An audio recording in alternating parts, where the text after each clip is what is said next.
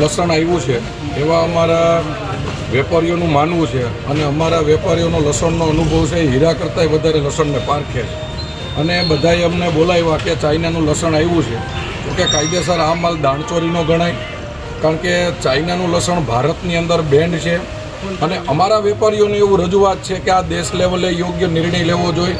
એટલે અમે આ વાત જોઈ સાંભળી અને અમને એવું દેખાય છે કે આની ઉપર કડક કાર્યવાહી થવી જોઈએ.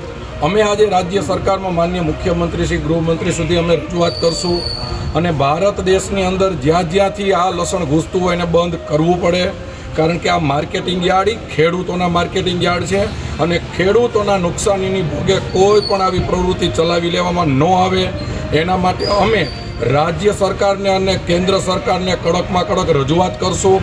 અને અમારી વેપારીઓની લાગણી અને માગણી યોગ્ય છે, કારણ કે વેપારીઓની લાગણી અને માગણી પોતાના માટે નથી, આ રાજ્યના ખેડૂતો માટેની માગણી છે. તો એના માટે અમે સમગ્ર કાર્યવાહી કરવા માર્કેટિંગ યાર્ડ તરફથી અમે વચન આપીશું.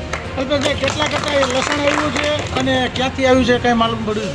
અત્યારે અમારે ત્યાંથી વાયા ઉપલેટાથી લસણ આવ્યું છે, 30 કટ્ટા જેવું લસણ આવ્યું છે અને અમારા વેપારીઓની જાણ હોય એ એક્ઝેક્ટ બરાબર હોય એટલે આના ઉપર વ્યવસ્થિત તપાસ કરવામાં આવશે અને તપાસ કરવાતા જે કોઈ ગુનેગાર ઠેરવે એની ઉપર યોગ્ય કાર્યવાહી કરવા અમે રાજ્ય સરકાર અને કેન્દ્ર સરકારને રજૂઆત કરશું.